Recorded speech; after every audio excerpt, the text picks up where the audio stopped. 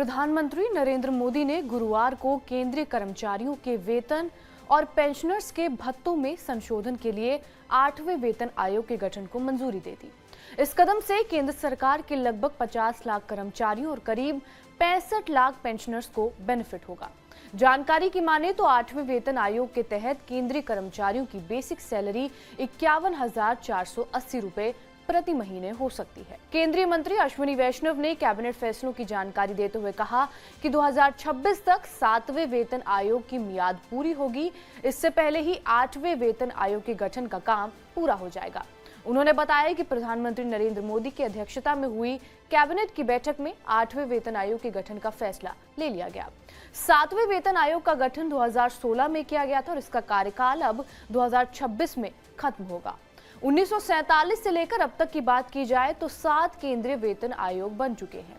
केंद्रीय कर्मचारियों और पेंशन भोगियों के सैलरी में संशोधन करने के लिए हर 10 साल में एक नया वेतन आयोग गठित किया जाता है। सबसे पहले ये जान लेते हैं कि पे कमीशन या फिर वेतन आयोग क्या होता है। पे कमीशन केंद्र सरकार के अंतर्गत बनाया एक ऐसा आयोग है जो समय समय पर मौजूदा आर्थिक स्थितियों का एनालिसिस करता है और कर्मचारियों के लिए सही सैलरी सुनिश्चित करने के लिए पे स्केल में बदलाव करता है। केंद्रीय वेतन आयोग हर 10 साल में केंद्र सरकार के कर्मचारियों के वेतनमान, भत्ते और लाभों में बदलाव की समीक्षा और सिफारिश करने के लिए स्थापित किए जाते हैं। अब पे कमीशन के तहत सैलरी बढ़ाने के क्या मायने हैं वो भी जान लीजिए। वेतन आयोग कर्मचारियों के वेतन में बढ़ोतरी के लिए कई पहलुओं पर गौर करता है। इनमें महंगाई और देश की वित्तीय स्थिति पर ज्यादा फोकस रहता है। सबसे पहले महंगाई दर इंपॉर्टेंट फैक्टर है। वेतन आयोग महंगाई दर पर ज्यादा गौर करता है कि उसमें कितनी बढ़ोतरी हुई है और इसका कर्मचारियों के लाइफस्टाइल पर क्या असर पड़ा है। वो इसी हिसाब से अपनी सिफारिश देता है। दूसरा इंपॉर्टेंट फैक्टर है इकोनॉमी। सरकार देश की वित्तीय स्थिति पर भी विचार करती है। अगर इकोनॉमी अच्छी हालात में है तो वेतन में ज्यादा अच्छी बढ़ोतरी होने की गुंजाइश रहती है।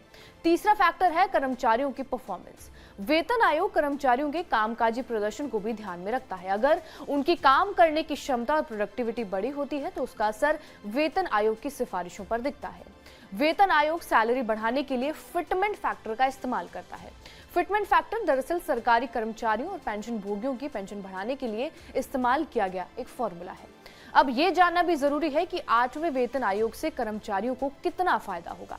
8वां वेतन आयोग लगने के बाद कर्मचारियों की सैलरी में बड़ा इजाफा होगा। अगर फिटमेंट फैक्टर की बात की जाए तो ये 2.57 से बढ़ाकर 2.86 किया जा सकता है, जिससे कर्मचारियों की बेसिक सैलरी में जबरदस्त उछाल होगा। इसके जरिए न्यूनतम वेतन 7,000 रुपए से बढ़कर 18,000 रुपए हो सकता है और इसके अलावा 18,000 रुपए न्यूनतम वेतन बढ़कर 51,480 रुपए हो सकता है। वहीं